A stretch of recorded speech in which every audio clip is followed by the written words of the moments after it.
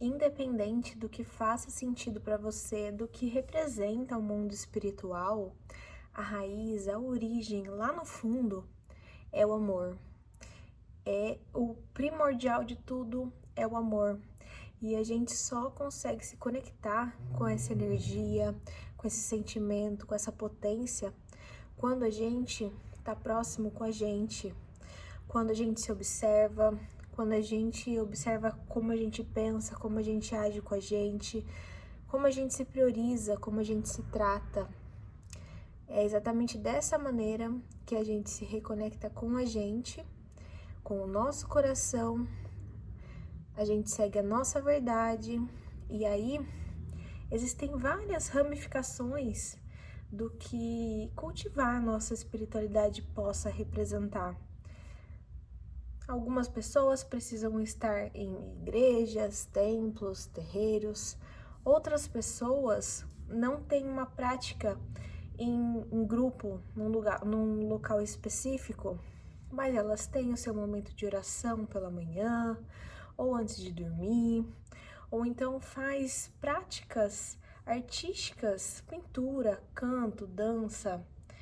E não existe certo ou errado, não existe uma melhor maneira. O que importa é que não tem separação o mundo espiritual do nosso mundo material. É tudo uma unificação. Quando a gente simplesmente aceita que tudo está em união e tudo está em comunhão, a vida flui. A concepção de separação, de julgamento, de certo e errado, ele só afasta a gente do objetivo da nossa vida, do objetivo primordial que é o amor. E o amor respeita, o amor não julga, o amor não tem pressa, o amor não impõe a minha verdade, a sua verdade. Não existe uma verdade universal, mas existe uma origem. Tudo e todos são feitos de fragmentos de amor. E é claro que existe o outro polo, que nada mais é do que a falta do amor.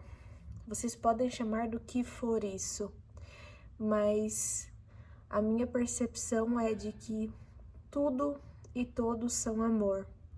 E o que é diferente disso é só a falta dele. E é impressionante como a gente tem o livre-arbítrio para escolher se aproximar da gente, se aproximar das pessoas, das coisas, dos animais. E também temos o livre-arbítrio de não estarmos conectados e assim trazendo sensações, pensamentos, níveis de pertencimento e merecimento diferentes. E isso tudo também traz reflexões, traz objetivos, metas, consequências, e todas essas consequências elas vão trazer aprendizados para a gente saber voltar para o caminho. Que caminho? É o caminho que você sente, que eu sinto, que cada um de nós sentimos, que é o caminho certo na direção do amor. Do nosso amor próprio, primeiro de tudo, através do que a gente sente e através do amor pelo todo. Se tudo vem da mesma fonte, todos são pedacinhos de amor.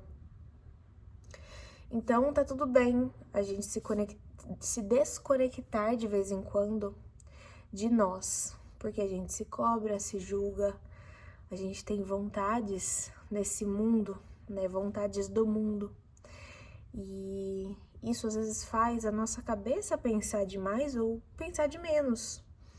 Isso às vezes faz a gente sair um pouco do nosso foco, do que a gente acredita pra gente, porque às vezes a gente olha demais pro que deu certo pro outro, e tá tudo bem.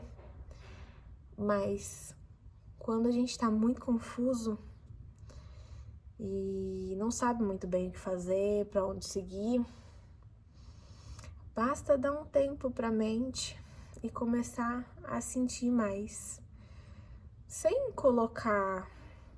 querer tudo para ontem, colocar uma data, colocar uma expectativa e querer que tudo se resolva assim.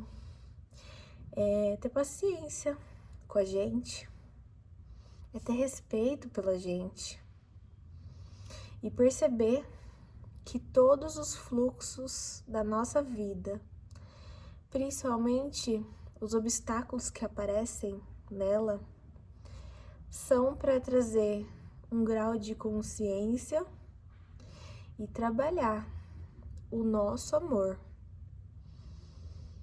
Então, se a gente se julga e se pune demais e cobra demais excessivamente da gente, a gente não tá trabalhando o nosso amor. Então, relaxa um pouco, porque as coisas elas sempre vão se ajeitar. Não se maltrate, não se cobre tanto, mas também não fique esperando.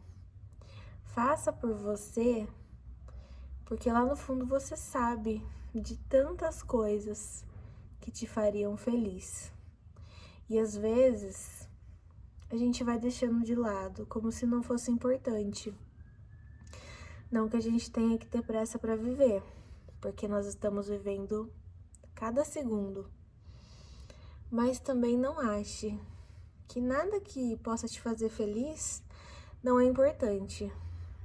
Você, eu, nós somos a coisa mais importante da nossa vida.